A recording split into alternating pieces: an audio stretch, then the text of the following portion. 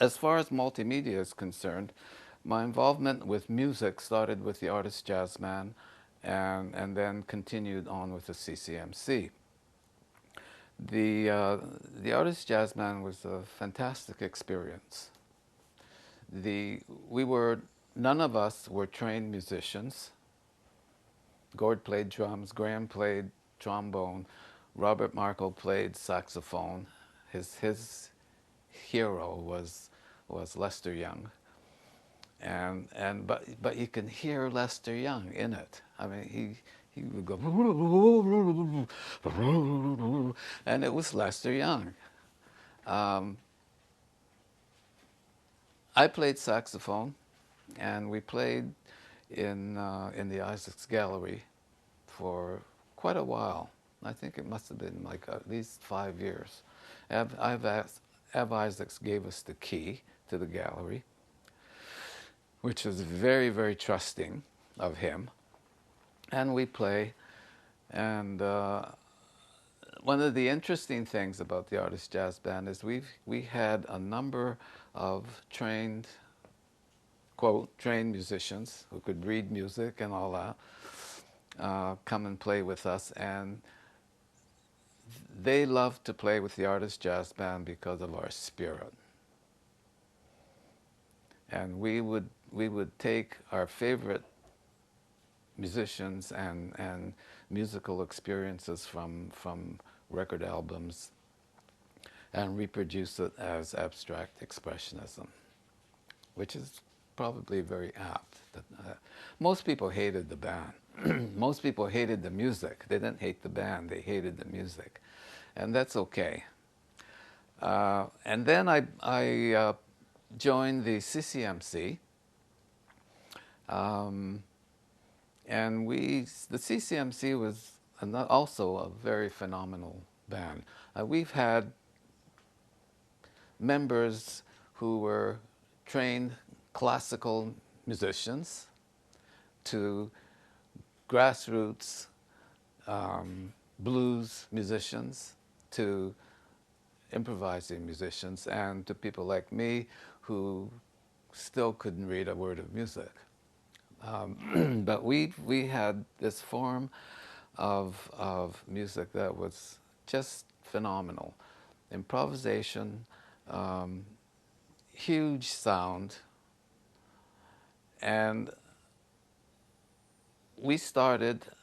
we were the originators of the music gallery, and we were sitting around in the basement one night, and we said, why don't we start a music gallery where other musicians can come, other musicians that played the same type of music we did, or improvised music, or new music, whatever, and we would have an outlet for that kind of expression.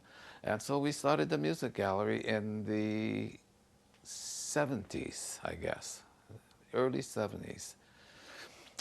And it's still going to this day.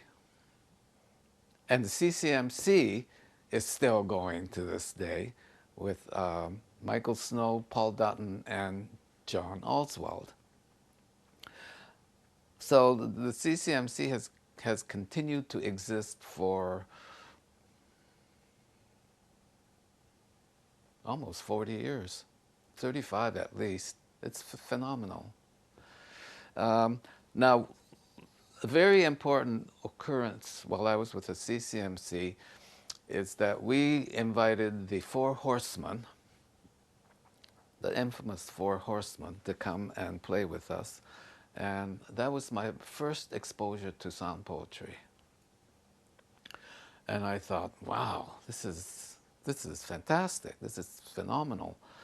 And because the expression was so dynamic, so free, so complete in its expression. I mean, those guys were nuts, you know, and they're still nuts, I guess, except for BP.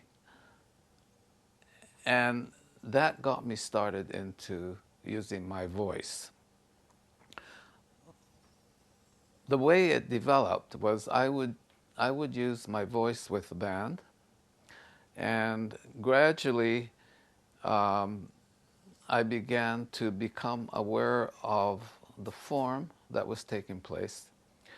And I began to understand that one of the things that I used a lot was the chanting that I had learned in Japan.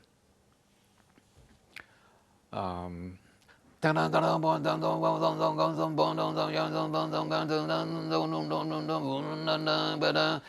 that combined with jazz scat singing.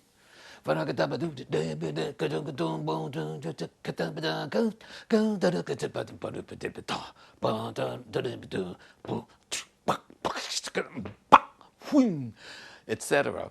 And then, unfortunately, around I was with the CCMC for about 15 years, and then I developed problems with my ears, and I had to quit the band.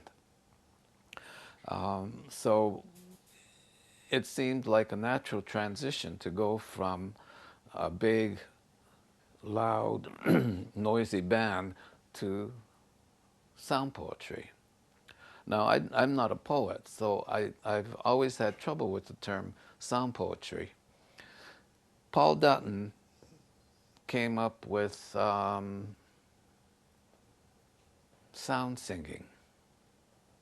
And I thought, well, that's better.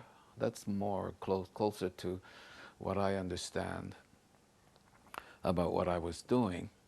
And so for a while I called myself a sound singer. And then I was invited to a number of sound poetry festivals in Europe.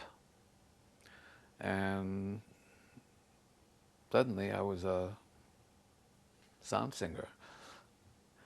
And now I call myself a vocalist.